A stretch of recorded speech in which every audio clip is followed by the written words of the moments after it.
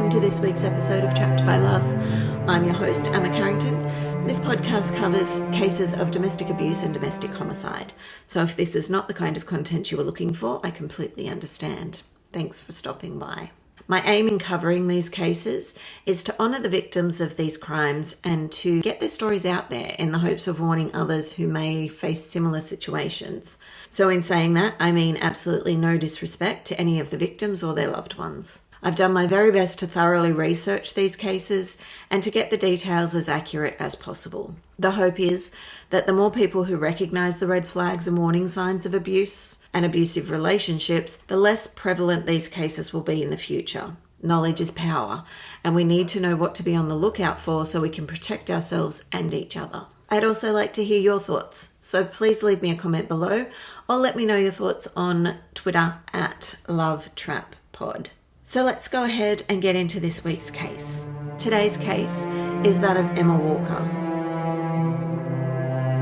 Emma Walker was born on the 20th of March in the year 2000 in Knoxville, Tennessee. She was the first of two children born to parents Jill and Mark Walker.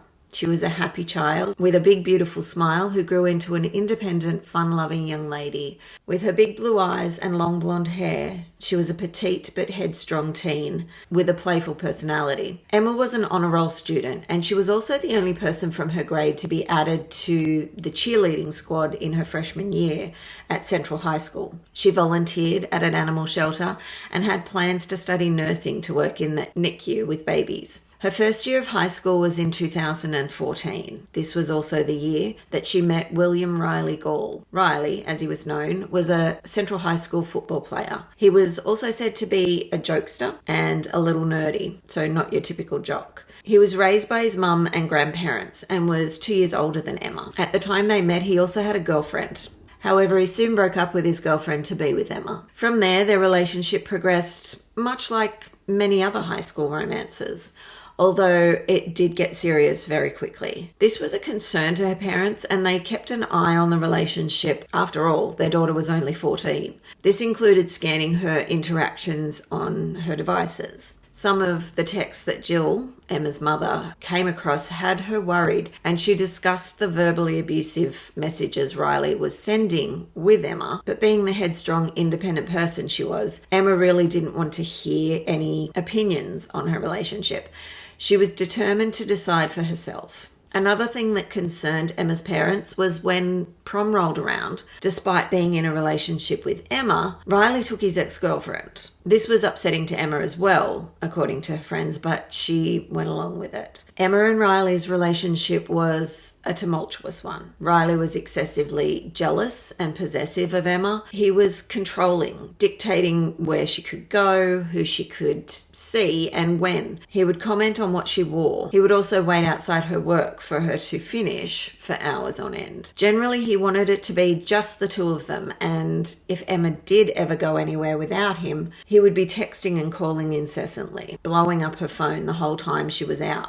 Her friends defined it as obsessive behaviour, and they weren't wrong. Emma's friends weren't the only ones noticing the toxic behaviour in the relationship, though. Emma had changed since being with Riley, and her parents could see that he was trying to drive a wedge between her and her family, telling her that she really didn't have parents and that she barely had a brother. Riley wanted her to believe that he was all she had. Jill and Mark tried to restrict the time Emma spent with Riley after finding out that he'd been coming over late at night and sneaking into her room once her parents were asleep. They made sure Riley was aware that he wasn't allowed to be in the house unless one or both of Emma's parents were home, and they took the extra step of installing surveillance cameras in the home to further monitor the young couple's relationship. In the spring of 2016, Jill found more abusive text on her daughter's phone from Riley, telling her that he hated her, hated everything about her, and that she was the biggest bitch that he'd ever met in his life. In another text, he told her that she was dead to him and that he would look for her obituary. These messages were always followed up with apologies and text stating how much he loved her.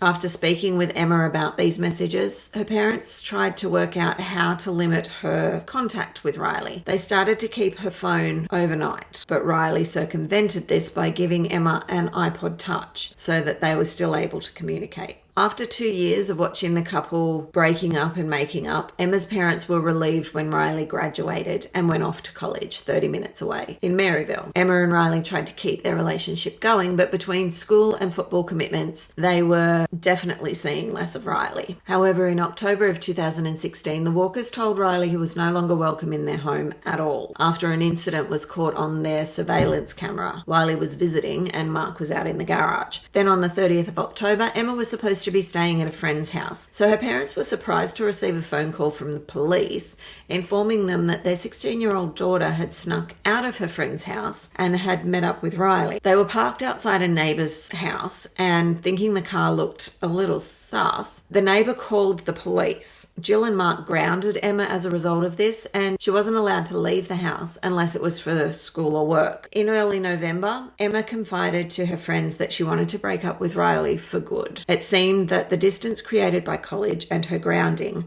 were giving Emma the time to reflect on her relationship and what she wanted for her life. She did tell her friends that the breakup would have to be gradual though. She obviously knew things were going to get volatile at this time. Finally, on the 13th of November, Emma tells Riley that she can't continue the relationship with him. Riley does not take this well and threatens to kill himself, but Emma has made up her mind. She's starting to see what her parents had been saying about her relationship. She's also tired of being in trouble for sneaking around to be with him. Over the next few days, Riley continues to threaten suicide if Emma doesn't take him back. Emma, in response to this, blocked his phone number and also blocked him on all social media, which, in case you're wondering, is the correct course of action. Can also take an extra step and send police or ambulance to their location to do a welfare check, but the responsibility is not on you. And generally, in this kind of controlling relationship, it is a ploy to draw you back in. So she's done the right thing here. Okay, rant over. Around this time, while in his dorm room, Riley did take a bunch of Vicodin, washing them down with alcohol in an apparent attempt to commit suicide. His friends were seeing mood swings and erratic behaviour from him. Since breaking things off with Riley, Jill and Mark also noticed a change in Emma. They had the happy daughter back. She was coming out of her room and engaging in conversation. She was watching TV with them and having fun. So because it seemed that Riley was really out of the picture this time, her parents allowed Emma to go to her best friend's house on Friday the 18th after the football game. There were about 10 people who were over for a sleepover and they were all just hanging out and celebrating when around 11 p.m. Emma started getting strange texts from a number she didn't know. These texts were asking Emma to come out to her car alone with her keys, telling her that they had a loved one that they would hurt if she didn't do what she was told. She responds to these texts that she knows that Riley's put whoever this is up to messaging her and that she's going to block them and call the police if the messages continue. Then comes a phone call with Riley begging for help. Then another text saying that Riley's been left in a ditch outside her friend's house. Emma eventually goes out with one of her friends and finds Riley holding his head, acting confused. She yells at him to just leave her alone. He insists that he has no idea how he got there, that he'd been kidnapped. Emma wasn't buying it though, and Riley finally leaves and goes to his friend Noah's house after Emma contacts his roommate, I believe, to come and get him, telling him that Riley's either on something or needs mental assistance. However, none of the teens report any of these strange events to police. Emma and her friends continued their night and Riley went over to Noah's house, driving up in his own car despite the fact that he'd just told Noah on the phone that he'd been kidnapped and taken from his car. Noah didn't believe the kidnapping story any more than anyone else had.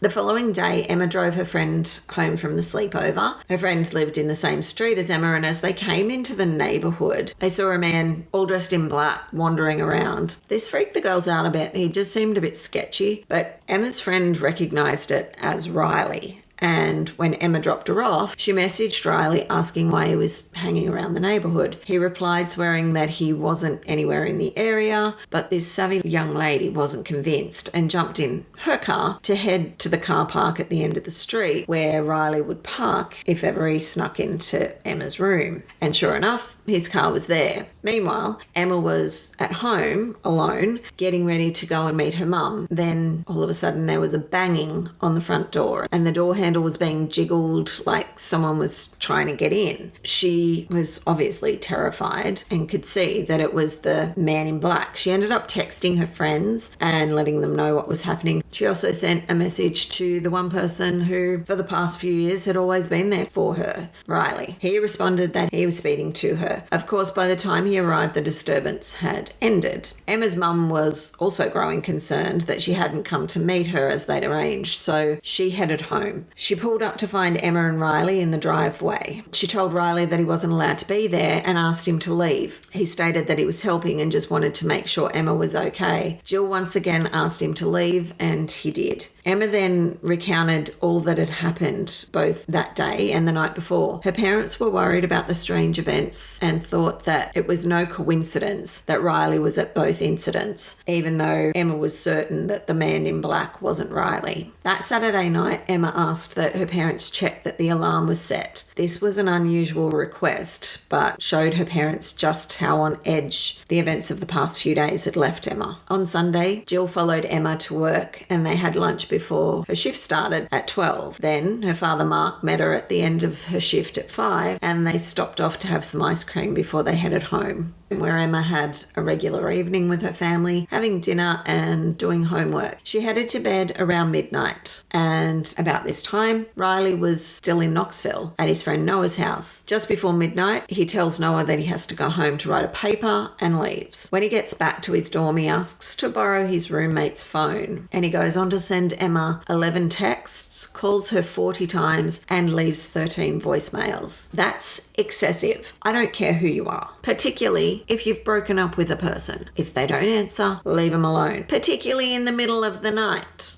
Come on. Okay, rant over.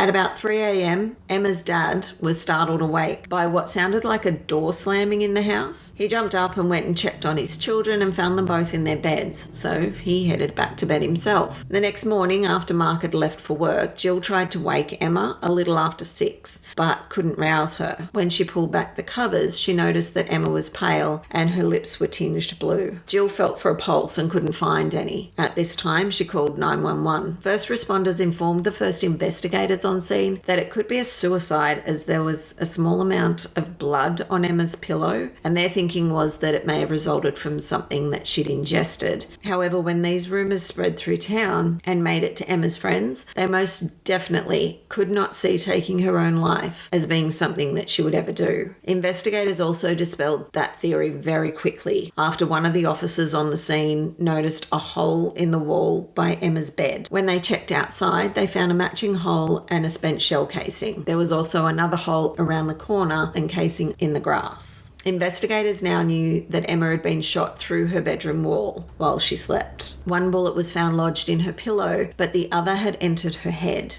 behind her ear, killing her. When they began asking friends and family who would want to hurt the 16-year-old, one name kept coming up, Riley Gall. They were told that Riley had been contacting Emma incessantly since she broke up with him in an attempt to reconcile. The more detectives heard about the relationship between Emma and Riley, the more they wanted to speak with him. They were recognising the hallmarks of an emotionally and psychologically abusive relationship. The detectives brought Riley in, and while speaking with him, he never used Emma's name. He referred to her as that girl or the girl who passed away. He also got defensive, stating that he hoped that police weren't looking at him as a suspect because he'd hurt himself before he'd ever hurt that girl. Police also discovered that on the Friday before Emma's murder, Riley's grandfather had reported his handgun missing. It was a 9mm, the same caliber that had killed Emma, and after further investigation they found that the gun had come up missing from his car after Riley's grandfather had traded cars with Riley on the Friday so that he could get Riley's tyres changed for him. When questioned about the gun, Riley said he had no idea where it could be. He had, however, showed his friends Noah and Alex the gun, saying he had it for protection after kidnapping. They were concerned after hearing about Emma's death. Riley had been suicidal when they broke up, so they were worried about him having a gun. He told them not to worry, that he'd given it back. But his mum questioned him about the gun in front of the guys, and he said that he didn't know where it was. This confused Riley's friends, and things were not adding up for them. This, coupled with the fact that at one point Riley asked if they knew how to remove fingerprints from a gun, saying that he was asking for his roommate. This was all just a bit too much for Alex and Noah, and they went to the police with all the information that they had. Police then called Riley in, asking him again about the gun and explaining to him that they were asking because his friends had told them that he did at some stage have the gun. So where was it? Of course, he continued denying knowing where the gun was. He had no clue. He could be of no assistance to them. When Riley got out of his interview with the police, he immediately texted Alex asking why he'd ratted him out about the gun. He then goes on to say he wants to throw the gun in the Tennessee River and to not say anything more to the police about the gun. Alex was completely confused. One minute he's being told that Riley doesn't have the gun anymore. He's given it back. Then the next minute he's saying that he wants to get rid of it. Alex took his text conversation straight to the police. The police then asked Alex and Noah if they'd help them with a sting operation, and the boys agreed. Alex's car was fitted with a recording device, and they were given a video recording key fob, and a voice recorder was put into Alex's jacket. The two friends then made their way over to see Riley, and from watching the video, Riley has no idea he's being recorded. He tells his friends that he has to dispose of the gun so that he's not arrested for a murder that he didn't commit. Alex asks him why he can't just give the gun to police so they can show that it isn't the murder weapon. And he says it just needs to be gone, saying if it's in the river, they'll never find it. The three boys then head to Riley's stepfather's house to retrieve the gun. The police are following and listening in real time. However, at some point they lost connection with them briefly. But Noah and Alex say that Riley came out of his stepfather's house with a large garbage bag, and they headed from there to a drive-through for something to eat. In interviews since, the boys have explained that it was like their time to say goodbye to Riley. They knew that this would be the last night out that they'd have with their friend, and they wanted to pretend it was like old times. Fortunately, this detour to get food gave the police a chance to catch up with them, and they followed them to a gated apartment car park beside Cherokee Bluffs. Alex had the code to the gate because he used to make deliveries to the apartments for his job. Once there, Riley took the gun from the bag, and the boys text the police that they'd seen the gun, which is what the plan was, but the police didn't come screeching in like they were supposed to. So 30 seconds goes by, and then a minute, then two, and Alex starts to panic. In an attempt to stall, he grabbed the gun from Riley's hand, saying, "Oh man, it's a real gun," and Riley quickly snatched it back. This is when police came, finally, and Riley was arrested for the murder of Emma Walker. The police recovered a whole lot more evidence, including gloves and black clothing, which authorities say point to Riley also being the man dressed in black who was at Emma's door on the Saturday morning before she was killed. Riley continued to deny having anything to do with Emma's death, but the investigators pieced together the night of Sunday, the 20th of November 2016. Even though Riley had told police that he'd been back in Maryville, sitting in his car, looking at photos and crying over the breakup, the police had phone records that showed after he'd used his roommate's phone to make all those calls and texts to Emma, he was headed back to Knoxville by 12:30 after he'd received no response. Both Riley's roommate and his phone records then showed that he arrived back to the dorm at around 4:30, and his roommate had stated that he'd come in and gone straight to sleep. On the recording, he also states that he really wishes that he could be so upset about Emma's passing, but his grief has been overtaken by the fact that he's going to be framed for the murder. It's just despicable. When the case finally goes to trial, Riley is charged with first-degree murder, and the defense makes out that Riley was just a young man in love who was desperate to get Emma's attention. They denied that Riley was the man in black from the day before the murder and stated that Riley didn't know that firing a gun through the wall could kill her. The prosecution, of course, countered with, he went to the exact spot he knew that she would be sleeping and all but aimed at her. If he wanted to scare her or get her attention, he could have shot anywhere else or not shot at all. Just bang on the wall. Anyway, the jury deliberated for 4 hours and came back with a verdict of guilty. Riley was sentenced to life, and he will be eligible for parole after 51 years. With justice served for Emma's death, Jill Walker hopes that what happened to her daughter can also serve as a warning to others who may be in tumultuous relationships. And we say tumultuous relationships, what they actually are abusive relationships. She says,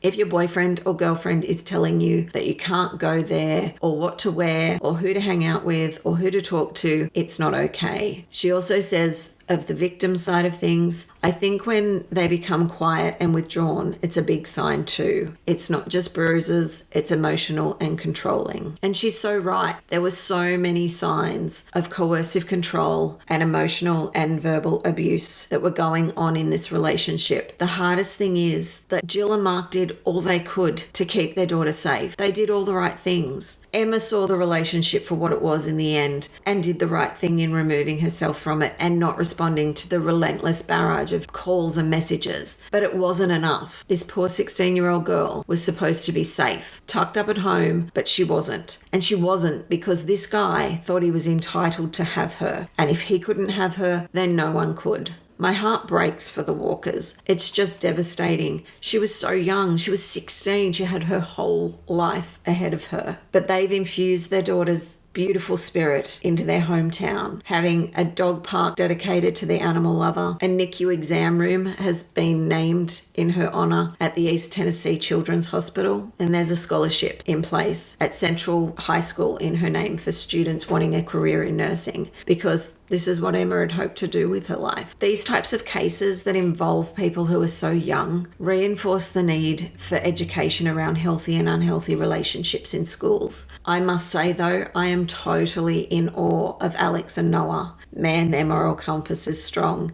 and they are brave as all get out. They're superstars. I'm so pleased they came forward with the information that they had so that Emma could get the justice that she deserved and her parents could have the answers that they needed. One of the detectives even said that they were the heroes of this investigation. They couldn't have done it without them. Anyway, I'd love to hear your thoughts on this one, guys. Please don't forget to like and subscribe, rate and review, and drop a comment below for you guys watching on YouTube. Let's also continue the discussion over on social media. Join us on Twitter at LoveTrapPod or Instagram at Surviving the Love Bomb. Trapped by Love is a Surviving the Love Bomb production. If you'd like more information about recognizing abusive relationships, please consider subscribing to my YouTube channel, Surviving the Love Bomb. You can also watch these podcasts on the Trapped by Love YouTube channel. I believe this is a really important topic that needs more exposure, and that has been made evident once again with the tragic case of Gabby Petito, which is unfolding now. My prayers are with Gabby's family at this time of loss. I thank you for joining me today, and until next time, please take care of yourselves and be kind to one another. Bye.